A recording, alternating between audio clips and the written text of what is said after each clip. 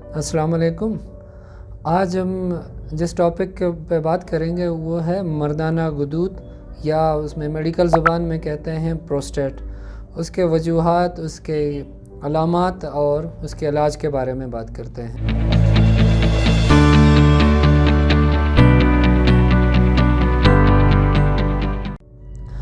मेरा नाम डॉक्टर शौकत अली है। मैंने MBBS बोलान मेडिकल कॉलेज से किया है और FCPS यूरोलॉजी क्या है SIUT कराची से। जैसे कि मैंने पहले बताया कि मर्दाना गुदूद के बारे में बात करेंगे।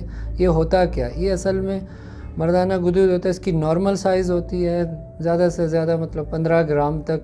तो ये वक्त के साथ 45 या 50 साल के बाद वक्त के साथ कुछ लोगों में वो ट्रेंड है कि वो बढ़ के ज़्यादा साइज़ में हो जाता है, जिससे मतलब पेशेंट्स को पेशाब करने में तकलीफ़ होती है, बार बार पेशाब खाना, पेशाब की दार कमज़ोर होना, और उसकी वजह से जब रास्ता बंद हो जाता है उसकी साइज़ बढ़ जाती है तो पेशाब कम आता है। उसको ज़्यादा रेगुलर बेसिस पे पेशाब में इन्फेक्शन का होना, और कुछ पेशेंट्स में ऐसा भी होता है कि वक्त के साथ पेशाब का बंद होना भी ये भी हो सकता है।